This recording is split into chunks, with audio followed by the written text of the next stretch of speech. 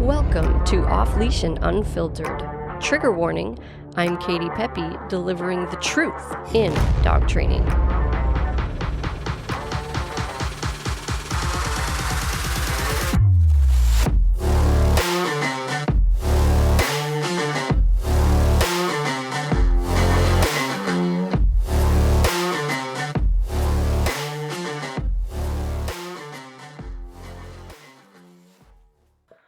Hey everybody, welcome back to another episode of Off Leash and Unfiltered. I'm Katie Pepe, owner of Diamond Canine Dog Training in Biddeford, Maine.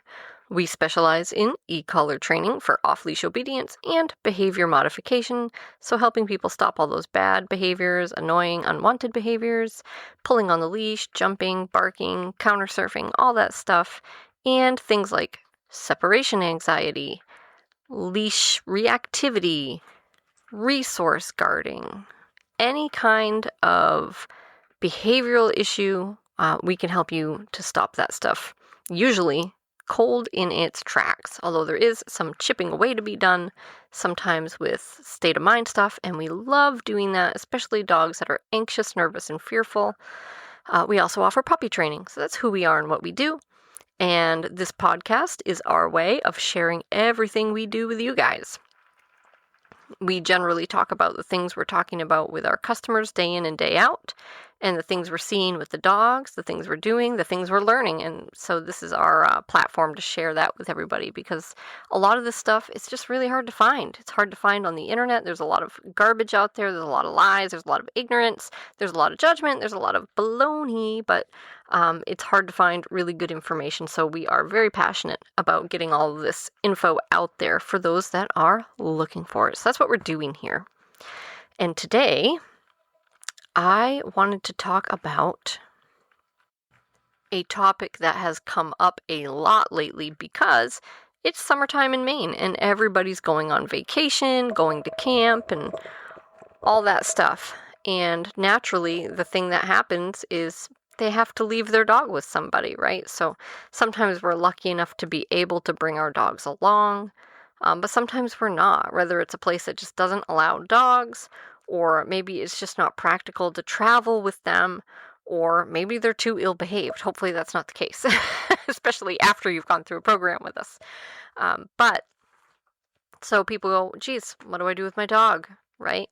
And we offer boarding to our clients after they've completed a board and train with us, but sometimes we're full, sometimes we're on vacation. It's a small operation, so sometimes people still need somewhere else to go. Or maybe it's not in the budget to board with us, especially if they have multiple dogs. And so sometimes they'll have a family member watch their dog and things of that nature. But anyways, it's a common theme that we hear a lot, especially this time of year. And some really great questions around this have come up recently. So let me just say, first of all, if you have to have someone else watch your dog, that's fine. Like, that's life, right? Like, you're going to go away. You've got a life. You're going to do things with your family. And sometimes you might not be able to bring your dog with you. And someone else is going to have to watch your dog. Whether that means you're boarding them in a boarding facility, or someone's coming to your home, or they're going to someone else's home. Sometimes that's just going to be the way it is, and that's okay. You'll get through it. And your dog will be fine, by the way. He's not going to think you abandoned him. They don't even have the ability to think that. I promise you. The only thing your dog knows is you're not there, right? So they're not thinking about whether or not you're coming back. So don't beat yourself up about that. Just had to throw that in there, because that's also a really common question or concern people have. But here's the thing, guys. It's like, if you've done some training with your dog, right? Whether it's just training you've done yourself at home, you've set some standards for your dog and you've made some good progress and you're pretty happy with it, or whether you've done like a big training program that was in depth and you've really gotten your dog to a good place and like you have very specific expectations. Either way, when you leave your dog in the care of somebody else, they're almost certainly going to regress. And that's okay. That's okay. It is not the end of the world.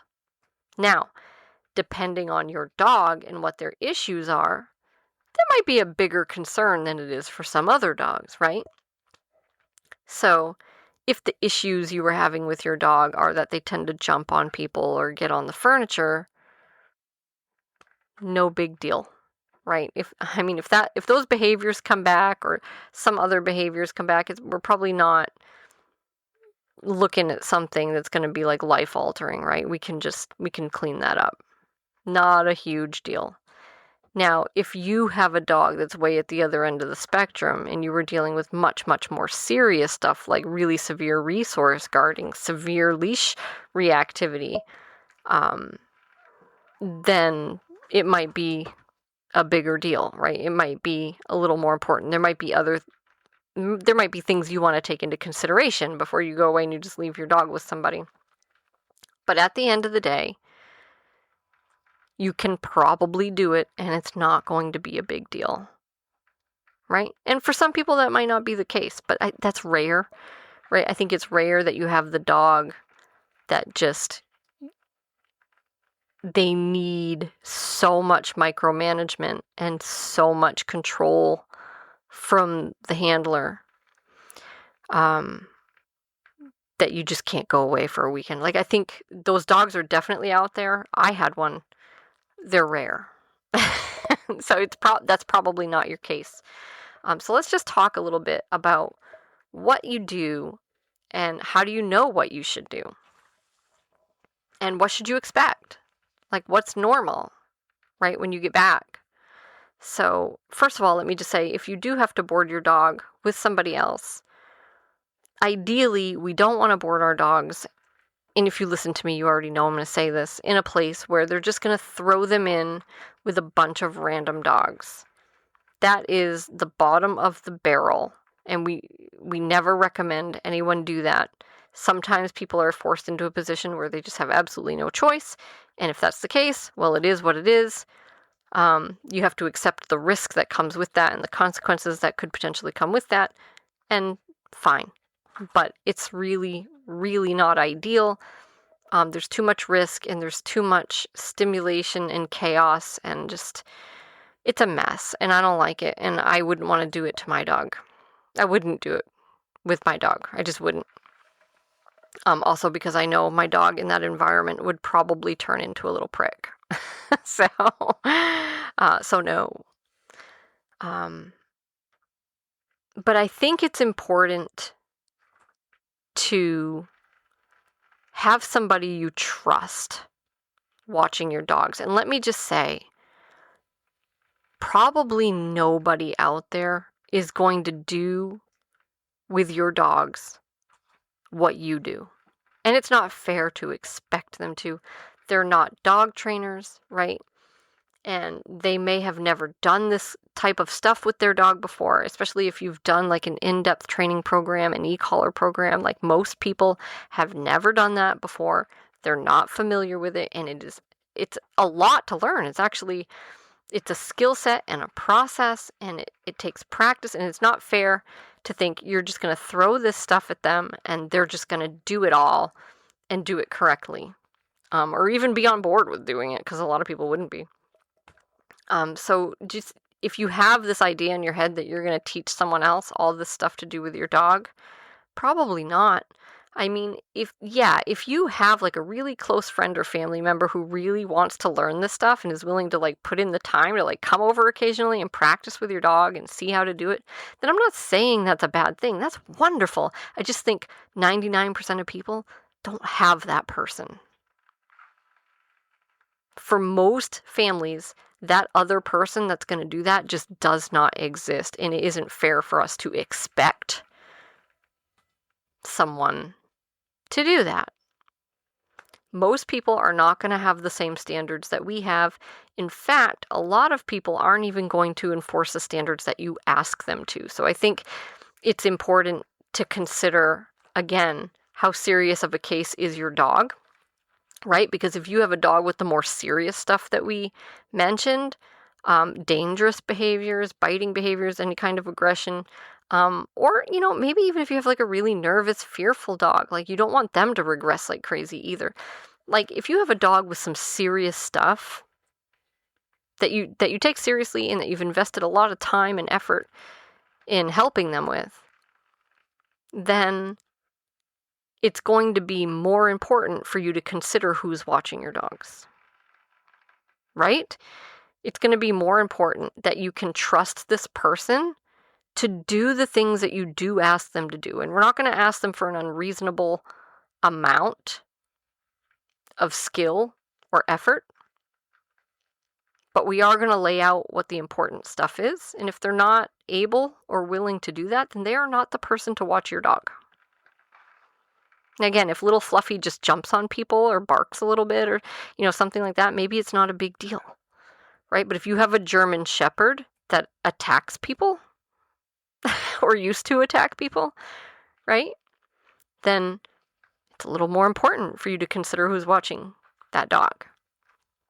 And are they going to enforce the boundaries that you tell them to enforce?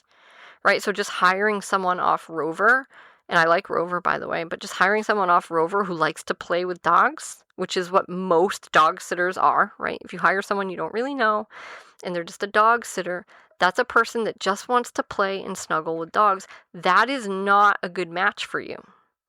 It's not a good match for a lot of folks. So something you really need to consider. Now, if you're one of those folks that says, okay, I have to consider who's watching my dog. I need to make sure this is somebody who will do the things that we're asking them to do. What does that look like for you? Well, if you're one of our clients, right, or if you've been through an e-collar training program, at a minimum, I would say you're going to want somebody who is willing to go through the routine of charging your e-collar at night and putting it on the dog in the morning, right? And you're going to have to show them how to turn the equipment on, right? So it has to be someone who is willing to utilize the equipment, even though they're not going to be super skilled with it and they're not going to do all the little nuanced stuff that you might do, right? Because a lot of our customers are like experts at the e-collar stuff. Our clients are great. They really are. And a lot of them, they really know some of the advanced techniques with the e-collar, and they've really worked through a lot of challenging stuff, and they know what they're doing, right? But your dog sitter isn't going to. But if you can find someone who's willing to put the equipment on, right? So we don't at least create the collar smart dog, and we don't, if they're already collar smart, we don't create more issues by opening the door for them to commit all kinds of sins while the collar's off and make it worse, right? So they're willing to put the equipment on, charge it overnight, and then you know your dog, right? You probably know what are the boundaries your dog is going to push. And let me tell you something. The most important thing with most dogs is that they know the person in charge will enforce boundaries. So even if they don't know what all of your boundaries are, even if they don't know all of the little behaviors your dog does that they're not supposed to do, if you can list out for them what the most common ones are, and you can just teach them to say no and then correct the dog, it might just be something as simple as like running through the front door or barking out the window. If they see this person draw that boundary and enforce it just as meaningfully as you do with those behaviors, your dog is way less likely to go off the rails while you're gone. Right? So, I mean, I've got a million things I could think of that I want people to do with my dogs while they're watching them. But it's not realistic. It's not realistic for me to expect them to know how to do all the obedience stuff with the dogs and know all the different ways to use the e-collar and pressure on and pressure off and cold to hot and turning the level up. No, like, this person doesn't have 10 hours to go through my e-collar program, okay? So what I would do, let's just say it was actually my dog, is I would say, when you go to let him out and you open that front door, he shouldn't even crowd the door. He should just stand there and look at you. If he does anything else, you are to correct him meaningfully, and this is how you do that. Right? And I might have a number in my head, depending on my particular dog. Right? And I'll tell them, the number's not that important, but it should be in this ballpark for it to be meaningful to my dog. So you are to use this if he's too forward at the door. He shouldn't crowd the door. He shouldn't get near the door. He certainly shouldn't go through the door until you allow him to. Until you give him an explicit invite. So that would be my number one thing if somebody was watching my dog. Because I know that's something they're going to do multiple times a day, right? The dog's going to be going in and out through that door multiple times a day. So that's a good one. And it's even better if you know that's a boundary your dog will push with a stranger, right? Because then he'll find out right away, nope, things don't fly with this person. And that just sets the whole tone. Because now you have a dog that's not going to go wild pushing boundaries all day long.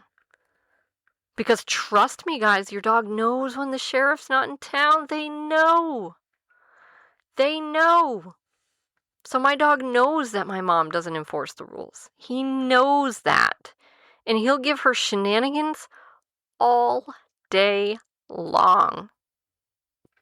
He'll steal dishcloths. He'll get into the laundry. He'll get into the trash. He'll eat things he's not supposed to. My dog doesn't do that. He doesn't do that ever. Right? But I know if she brought him to the front door and she lit him up for running through that front door, he wouldn't do that other stuff. She can't mow the lawn either because he'll be running around acting like a fool going after the lawnmower. My dog doesn't do those things, right? But that's because she just doesn't enforce boundaries. If he could see even once that she enforced a boundary meaningfully, his behavior would change. Right? And I'm not saying it's perfect and it would fix everything, but boy, does it put the dog in a different mindset when they just know, hey, this person enforces stuff.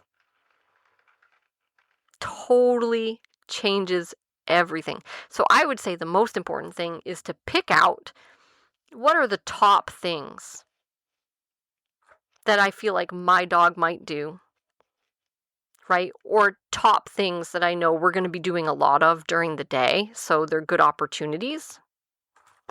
And I would show that person just how to enforce those couple of boundaries, right?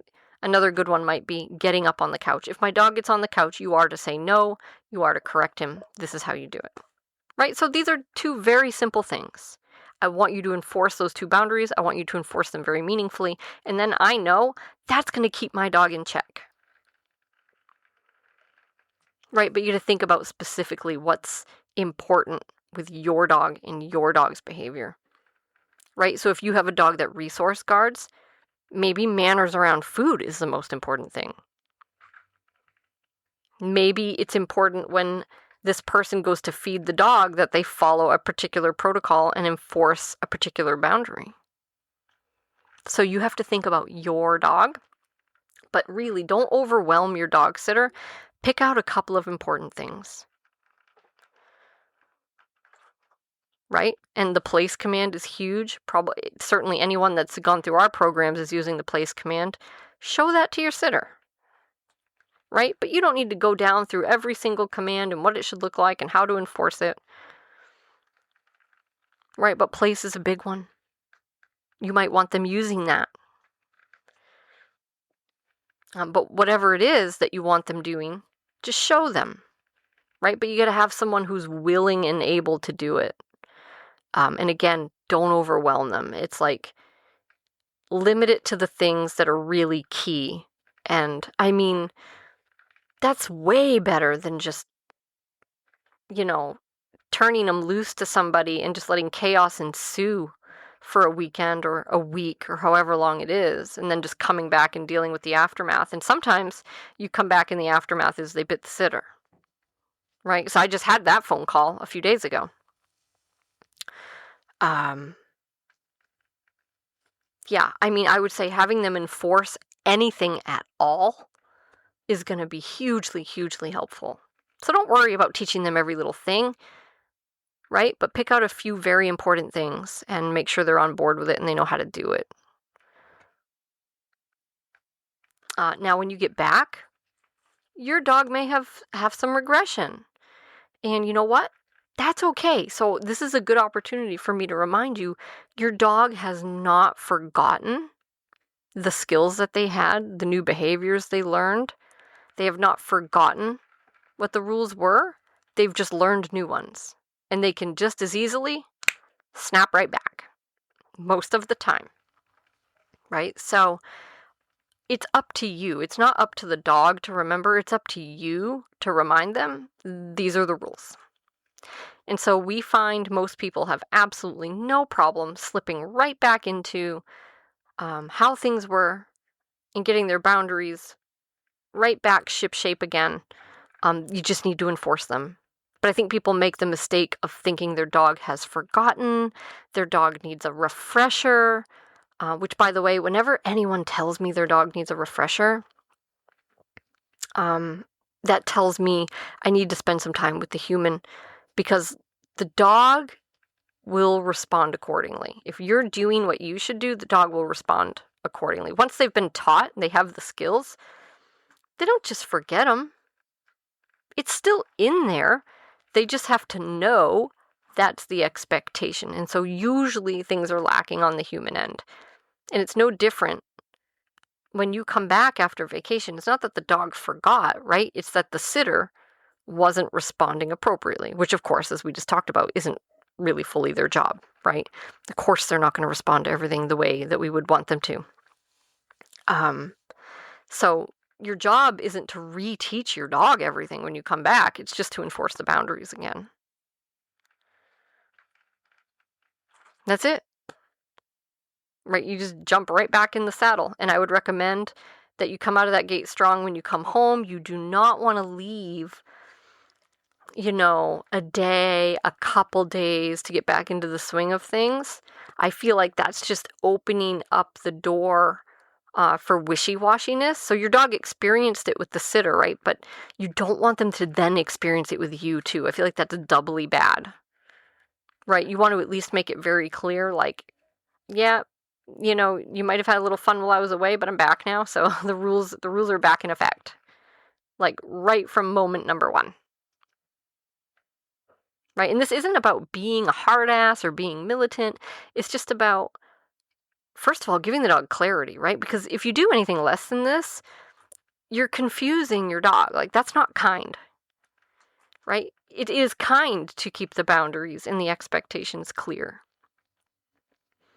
It reduces anxiety to keep the boundaries and the expectations clear, right? It's what's best for your relationship to keep everything clear. It's when things get wishy-washy that dogs get frantic, they get anxious, they get pushy, they get nervous, whatever it is. And it is deleterious, has a deleterious effect on their behavior and your relationship and everything. So you want to return and you want to implement right away, reinstate what life is supposed to look like, right? So your dog's world is stable with you. It doesn't alternate. It doesn't go back and forth or up and down. It's pretty stable, right? And they always know what to expect from you.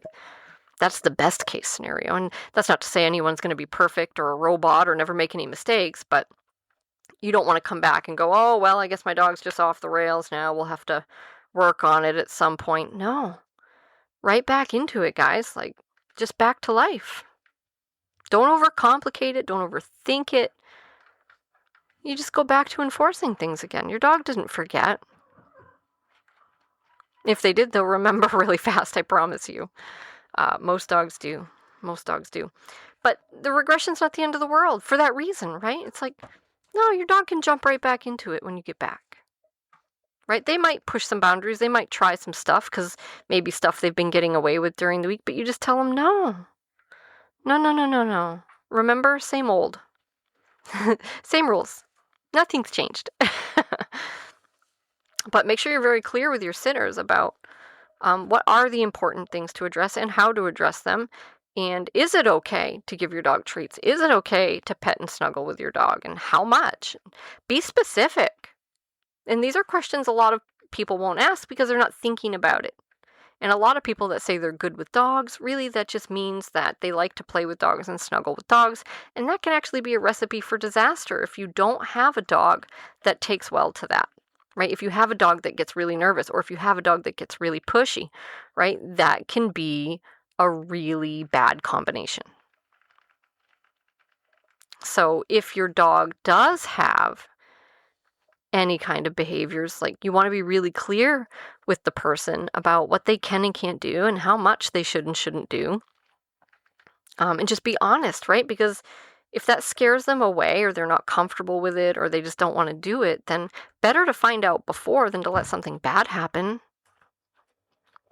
So I really think the communication is super, super important. Hopefully you have all that ironed out a long time before you have to leave your dog in their care, but in the instance that this is a last minute thing, I think you have to be extra careful.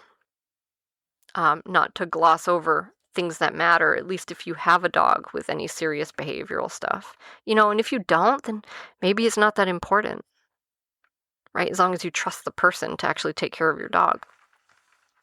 Also, I would recommend, if you are hiring a stranger, even if it's from a reputable place like Rover, like if you have a neighbor or a friend who can just kind of come by and kind of peek in and make sure, like, things look normal. Like, they can tell the dogs are being fed, that they're being let out, that they're not soiling all over the place, things like that. I've just heard some horror stories, right? And that's not real common, but it does happen. So, it doesn't hurt to just have someone, like, pop in, take a peek, make sure things seem normal, so that no disasters are happening. I have heard some real horror stories. Maybe we'll talk about those on another episode. That might be fun. But that's it for today, guys. Thank you for joining me. Please, please, please send your questions or suggestions to Kati@diamondcanine.com. That's Kati, Kati, at diamondcanine.com. Would love to hear from you. Always looking for new stuff to talk about. Thanks again for joining me, and I look forward to next time.